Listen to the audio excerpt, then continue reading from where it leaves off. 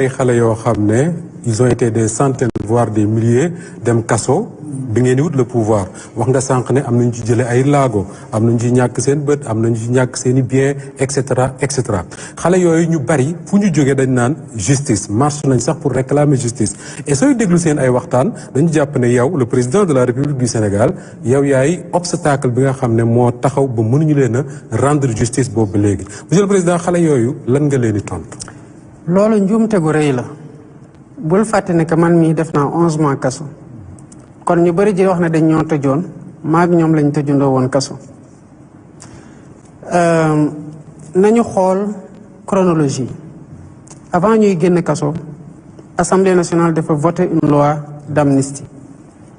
te ñu xam lu bari ci loi d'amnistie boobu tamit ci nuñ ko mooñe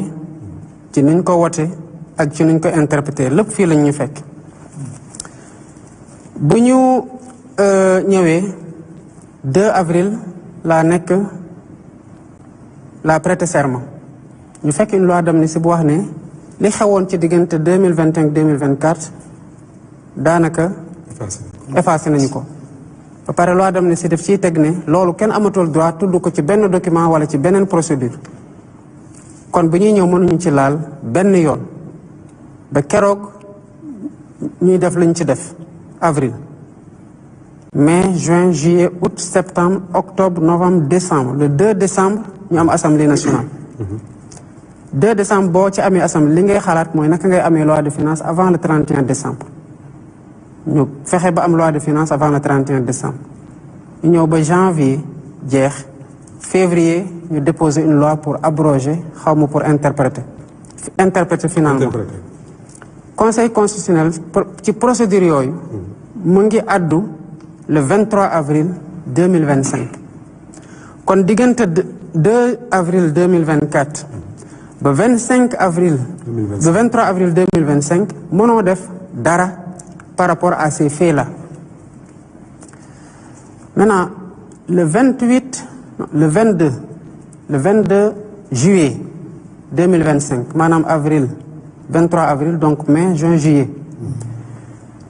premier ministre bind na au ministre de la justice ne ko gannaaw conseil constitutionnel interprété na fait yi kon léegi dama lay wax nga ubbi enquête ci événement yi xewoon ci 2021 à 2024 te nga am infraction yi ak yi nga boole ko ci enquête yi 8 jours après ministre de la justice répondre ne saisir na procureur général ba procureur général saisir na section recherche entre temps xale yu bëri yi di marché nii boo leen laajee dinañu la wax ne dem naa section recherche bu ñu auditionné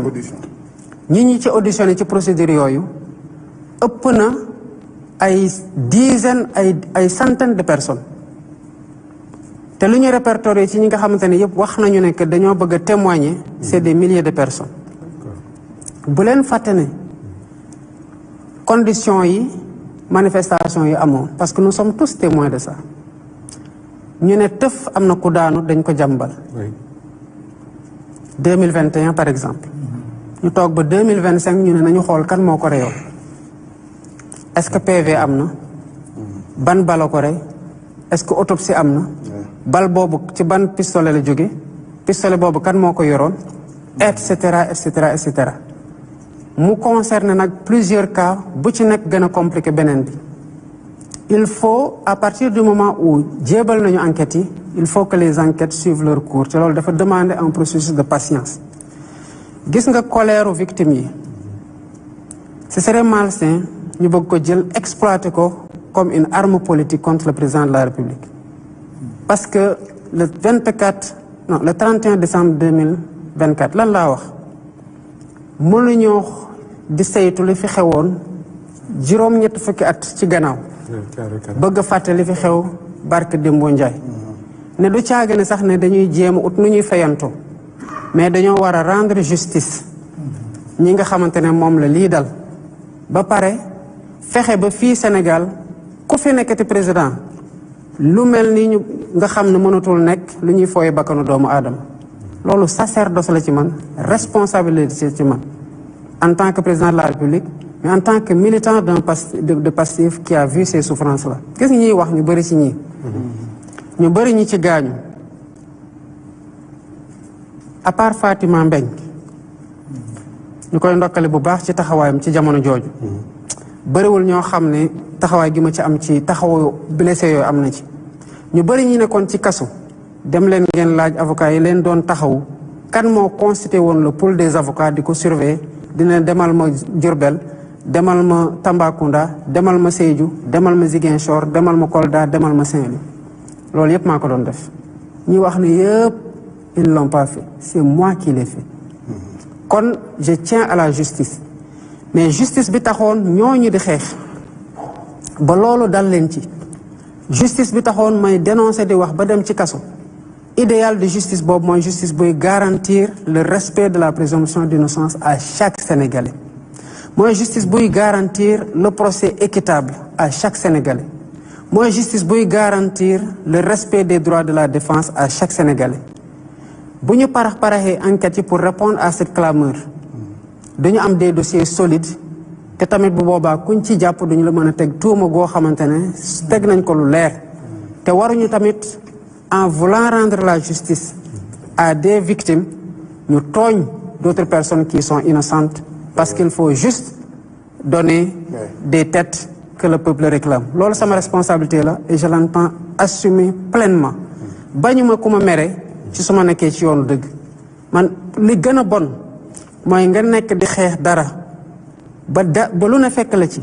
nga toog foo ko war a saafara yow nga nekk di wéyalaat loolu et cette justice elle restera indépendante elle va trancher en toute sérénité les enquêtes seront menées en toute rigueur et en toute sérénité ba keroog ñi koy enquête nga xam te ils sont venus des années après di mettre petit à petit les pièces des puzzles bu ñu waxee ne Moustapha laale nga ci boo demee ci kanamu àttekat bi qui n'est pas là qui aura une victime un procureur qui poursuit qui aura un prévenu avec ses avocats qui le défendent muy déglu ku ne ci phase instruction état mën na am doole parce qu'il suffit de viser certaines dispositions pour que le mandat de dépôt soit obligatoire mais ci kanamu àttekat ay preuves yu solides ñooy tax nga condamné nit te loolu parfois yàkkamte ak parax ak bëgg a répondre à ça mooy tax duñ ko mën a mate ci loolu ñu wax Pape Alé ci wàllu expérience li ngeen doon sikkee ce prédécesseur président Sall le manque d'un bilan immatériel xam naa mooy bi mu commencé génne point yeeg yooyu rek ngeen gis ne réalisation yaa ngi bari ngeen ne woy naam TER bi gaaw na bu fi TER bi nekkul woon barki démb ñu dee ak grève transporteurs yi BRT bi également ngeen ne amul bilan immatériel pour ñuy déglu mën a xam luy bilan immatériel xeetu genre liggéeyul ci démocratie bi dafa xoj liberté yi et cetera tëjaate gi dafa bari. mais ces temps derniers gis nañu monsieur le président de la République arrestation yu bari surtout par rapport à la liberté d'expression waaw lu ne ñu xor njaay rek ñu woolu nit mbaa ñu tëj nit ay chroniqueur léeg-léeg sax ñu daal di génne lu bees dañoo song un premier ministre wala kilifa gu yor cëru président et cetera bu lii dakkul est-ce que yaakaar nga ni vous ferez mieux que le président Sall par rapport au bilan immatériel. gis nga mbirum yoon nu mu metti sànq da nga ne bu lii daggul parce que ñu ngi libéré ay nit léegi bu lii daggul la parce que ñu ngi jàpp ay nit c'est noonu la yoon metti te noonu la yoon mel. En réalité bilan immatériel bi d'abord man nanguwuma ñu yemale ko rek ci woo nañu nit boo xoolee ñu bari lu ñu leen doon yóbboo kaso di leen mandat de dépôt lu ci ëpp ay délit d'opinion la doon nekk fii nag yàggul am nañu koo xam ne emojis rek la posté ñu def ko mandat de dépôt kon wax dëgg yàlla def ko instruction c'est sans commune mesure côté justice loolu Sénégal yëpp mën nañ ko seede mais comme je disais tout à l'heure bilan immatériel bi tamit c'est la gouvernance la transparence les réformes consolidantes soo yi ñuy def qualitativement sur la démocratie le jeu électoral loolu yëpp la sur la justice man de sama conviction mooy boo demoon tey nga laaj les juges et les procureurs ci seen intime conviction incursion yi exécutif di def dans les dossiers boo moytul dinañ la wax ne que mënuñu ko comparer ak li fi nekkoon. Maintenant les délits d'opinion comme ni mu la ko waxee. Parfois dinañ wax ne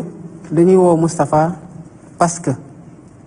mën nañ ci tudd prérogative chef de l'État, mën nañ ci tudd nu mu tuddati sax offense au chef de l'État wala yu demee noonu. ñu jàpp ne sax parce que offense au chef de l'État président de la République moo digle. Non, dafa am ñoo xamante ne aussi ils ont la responsabilité de veiller sur ces fonctions-là ak seen worma gi. Maintenant li am solo mooy en définitive ñooñu bu ñu leen woowee fu ñuy mujjee ak ñoom ñu ci bëri dañu leen di bàyyiwaat ñu dem wala bu ñu leen yóbboo flagrant délit juge ba àtte du doon daan yoo xamante ne mooy loolu. Kon sur le bilan immatériel d'abord c'était pas notre seule divergence, c'était des orientations autrement beaucoup plus importantes sur ça. Mais sur cet aspect du bilan immatériel, c'est incomparable. De mon point de vue. Peut-être sauf correct ci soriwul justice mooy ñu bari dañoo jàpp ne ci kuréel gi nga jiite mooy ñi nekk autour du pouvoir ku ci tudd le président Bassirou Diomaye Faye Alaaji Assane wax na ko sax mën nga dem kaso wala nga ñàkk sax sa poste. Et au même moment am na ñu ci nekk yor ay responsabilités di xawi worma le chef du gouvernement te dara du leen ci fekk. Moustapha ci li may remonté li ñu may wax en tant que président de la République Sénégal yëpp la choqué. Oui, c'est vrai. Absolument. Man je suis un grand démocrate peut-être même trop.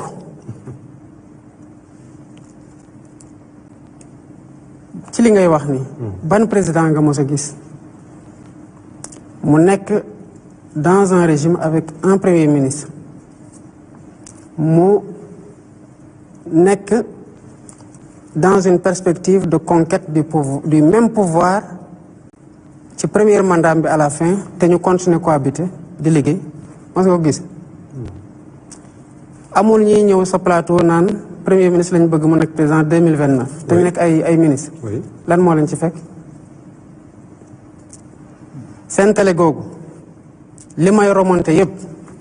lu bëri ci liñ may wax seen télé googu lañ koy waxe est-ce que ba tey dégg nga ñu naan kooku dala non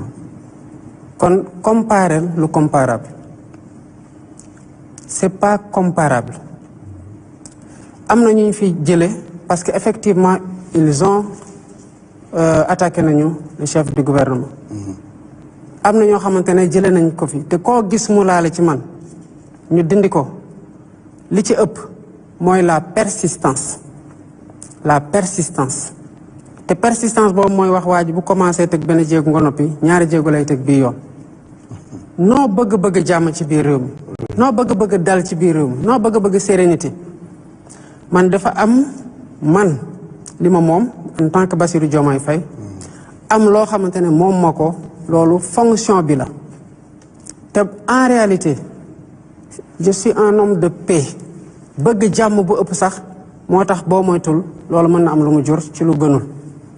kon loolu du lu ñuy comparer benn yoon c'est pas du tout comparable. mën ngaa bëgg jàmm mais il faut ngay défendre institution yi quand même. C'est nécessaire. Vous avez l'obligation de défendre l'institution qui est la présidence, qui est le président. C'est nécessaire parce que loolu moom moo ko. te j'y vais avec beaucoup de pédagogie beaucoup de patience ak beaucoup de calme. Ok.